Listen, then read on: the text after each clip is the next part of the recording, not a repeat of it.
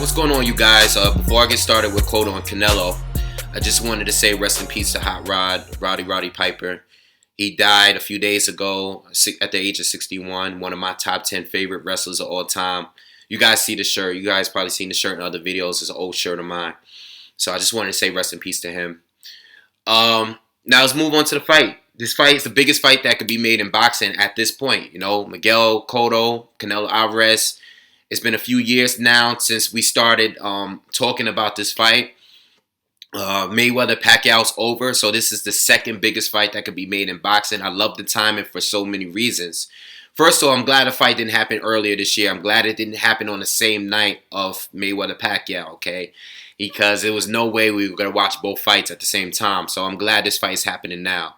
Second of all, I feel like at the time that it could have happened before when Cotto fought Trout, lost to Trout, and then Canelo went on to fight Trout and beat him.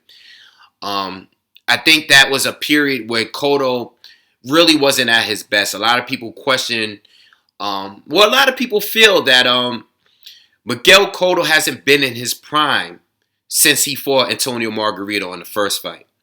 And I think in between those years of that loss leading up to the Delvin Rodriguez fight, where he's with Freddie Roach now, that, yeah, Miguel Cotto still was good and relevant, but he was past his prime, all right? And I agree with that. I just don't think Miguel Cotto, even in certain fights where I thought he looked good, like I liked him in Margarito rematch, you know, I thought he looked good in that fight.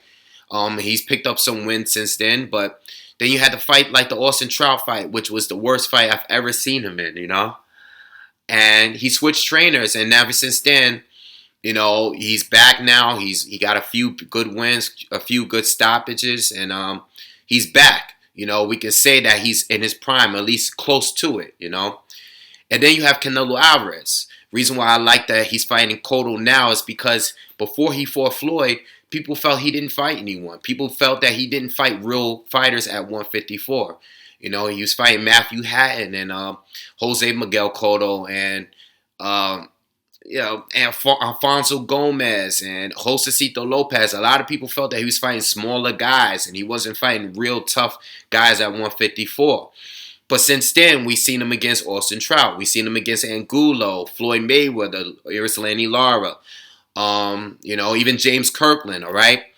So now we don't have to question the guy's resume, at least not in the same instance that we did at that time.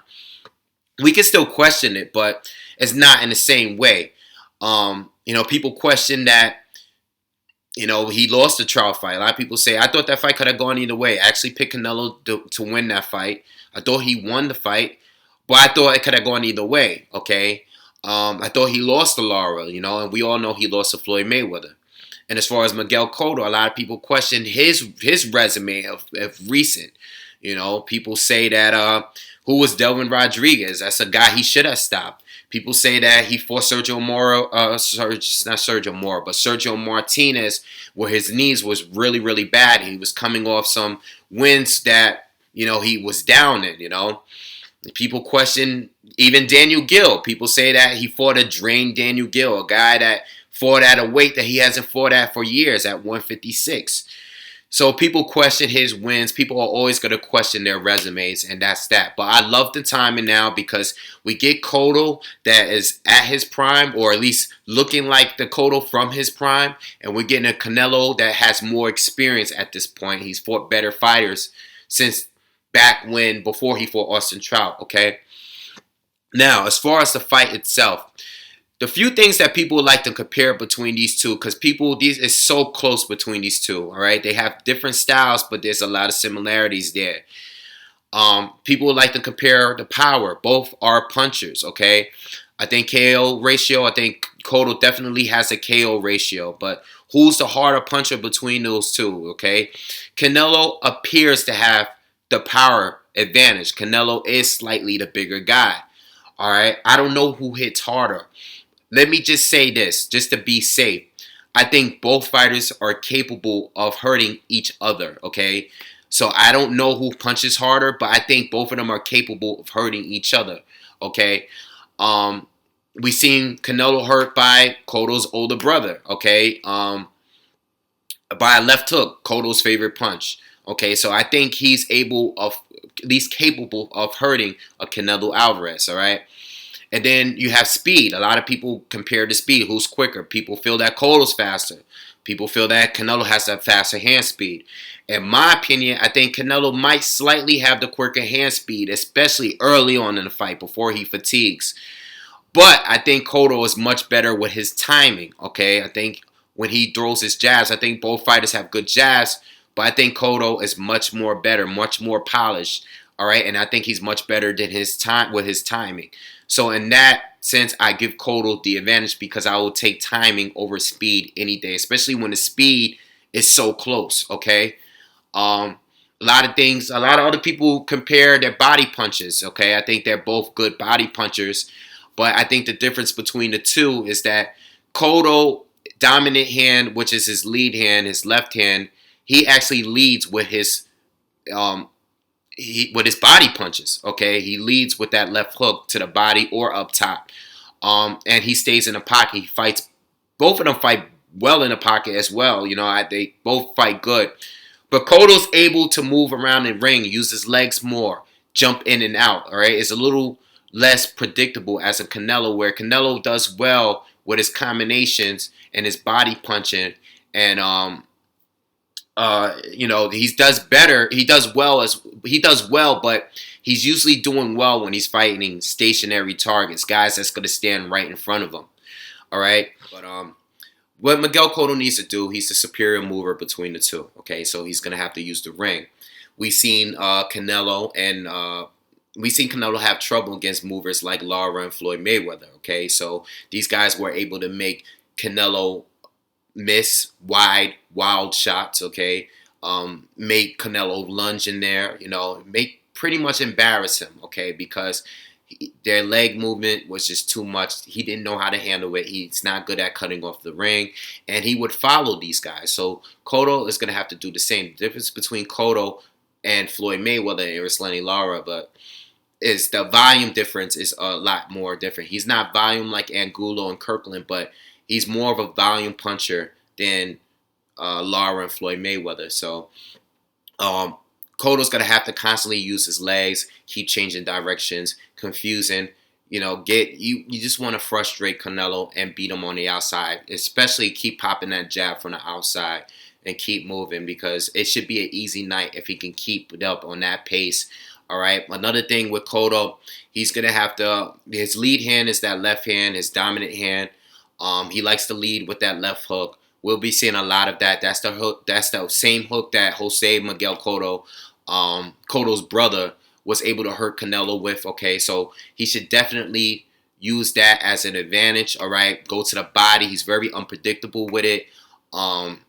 Canelo has never faced a fighter that has the body punching skills like Miguel Cotto, okay?